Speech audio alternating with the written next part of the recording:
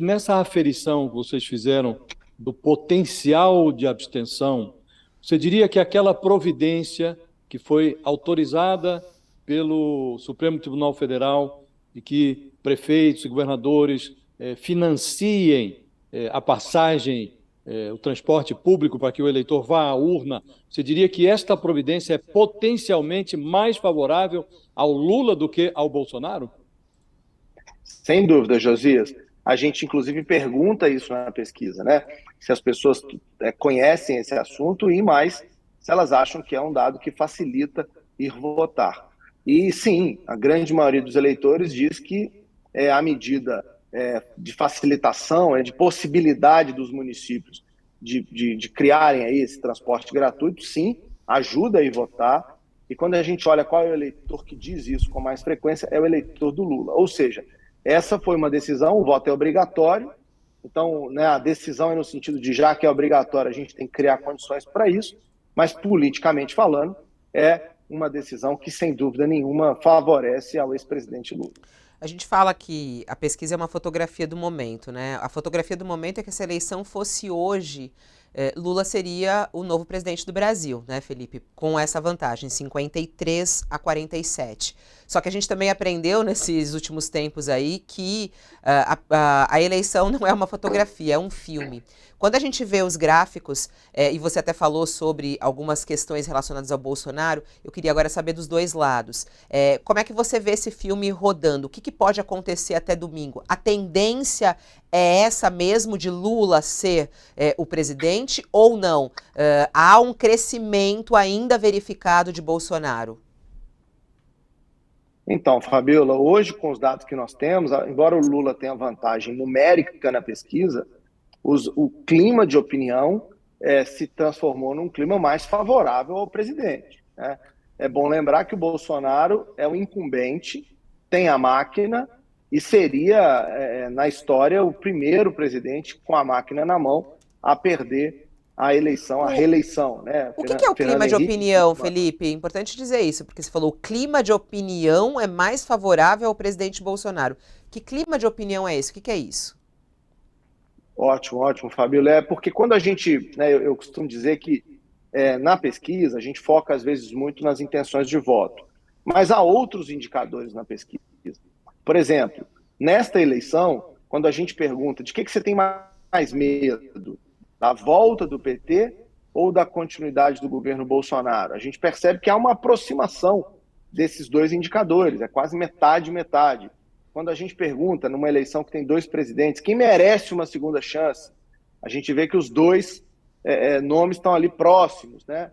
Os dois, há um percentual de eleitores que acham que os dois merecem uma segunda chance. E, sobretudo, Fabiola, quando a gente pergunta para as pessoas quem elas acham que vai ganhar a eleição. Essa semana é a primeira vez que a gente observou uma oscilação negativa no caso de Lula e positiva no caso de Bolsonaro, ou seja, mudando, né, exatamente esse gráfico, a produção tá rápida aí, exatamente apontando na direção de que mais gente acha, em relação à semana passada, que o Bolsonaro pode vencer o pleito, né? Isso é Aqui relevante, azul é Fábio. Bolsonaro. Vamos só explicar para quem, porque às vezes a pessoa está assistindo pelo celular, Felipe, ela não consegue ver em detalhes. Bolsonaro subiu de 32 para 36, ou seja, 4 pontos percentuais, respondendo a essa pergunta: quem você acha que vai ganhar? E Lula caiu de 53 a 49. É disso que está falando. Então, a questão da opinião das pessoas sobre a vitória. Porque muita gente vota de acordo com quem eles acham que vai ter chance de vencer o pleito, né? Esse clima de opinião, se continuar favorável, a gente tem mais pesquisa no sábado, pós-debate, e eu quero falar sobre isso, isso pode render ao Bolsonaro uma favorabilidade de reta final, né?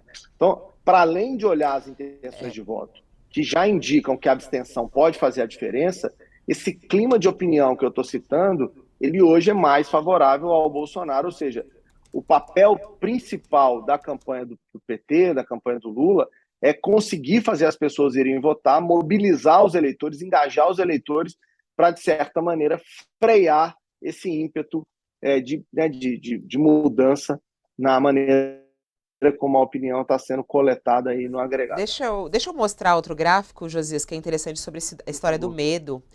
Coloca pra gente. Explica pra gente esse, Felipe, porque você falou sobre essa pergunta, né? Vocês estão fazendo essa pergunta já há bastante tempo. De quem você tem mais medo? Olha só, o gráfico se cruzou. Antes as pessoas tinham mais medo, né, de Bolsonaro, num determinado momento empatou ali, né?